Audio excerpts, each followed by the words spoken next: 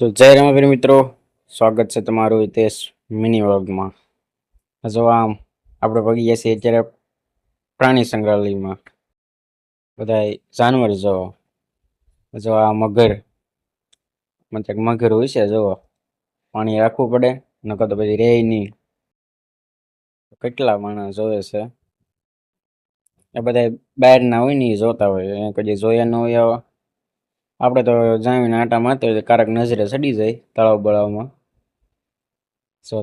બે હોતી છે સાયામાં. પેલા આપણે પરબ ગયા, પરબથી કાગોડ ગયા, કાગોડથી પછી અહીંયા ક્યાંક ઓલી બાજુ થોડુંક રસ્તામાં આવેલું હતું, તો અહીંયા અમે જતા આવ્યા. પ્રાણી સંગ્રહાલય હતું. આ બેઠી છે. ઓહો, કવડી મોટી. તમે આમ કઈક સાત જ કારક પ્રાણી સંગ્રહાલયમાં. તો પછી આપણે પગી ગયા બધા ઘાસમાં પૂરેલા હતા એ બધા ઓલા જોવા પક્ષી ને જાનવર. એ તો અજગર હતું. આમ પૂતું જો અહીંયા ઘાસ તો રાખવો પડે ને કે પછી બહાર નીકળી જાય. આ બધા અજગરના ને એરુના ને એવા ઓલા છે. કાંકેડા, બહુ મોટા કાંકેડા છે.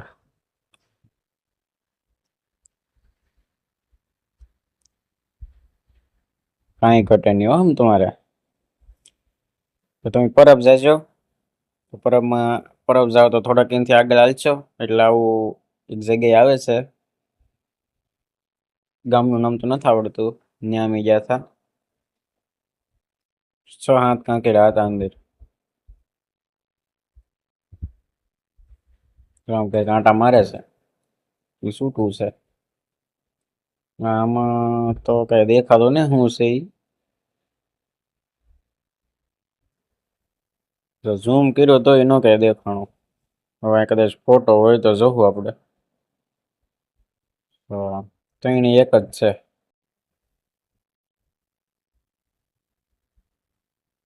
મને તો કઈ દેખાણું નહીં. તમને વિડીયોમાં કોઈકને દેખાઈ ગયું હોય તો કોમેન્ટ કરી દેજો. નીકળું ખડ ને એવું પડ્યું અંદર, બધું કચરો પીડ્યો છે એટલે કે દેખાય નહીં. લગભગ યારું છે કદાચ. હા જો છે બોર્ડ નીચે આવ્યું હતું એમાં જોયું હતું.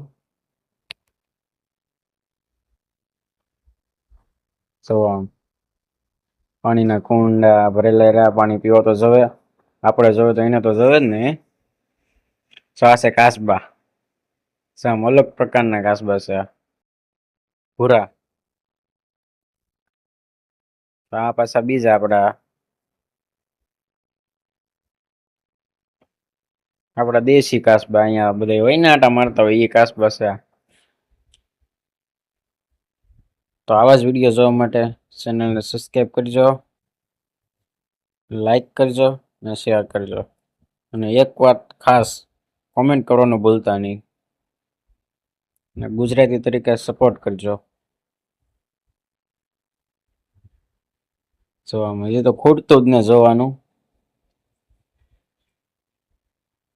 અહીંયા તો શું છે જોવું જોઈએ શું છે. ના તો આપણે ફરીને પાછા આવ્યા. મગરનું ઓલું છે અહીંયા જ.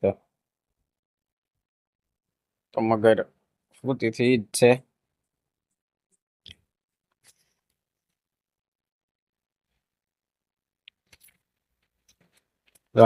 તો હવે આપણે મળીએ બીજા વિડીયોમાં. ત્યાં સુધી બધાને જય માતાજી.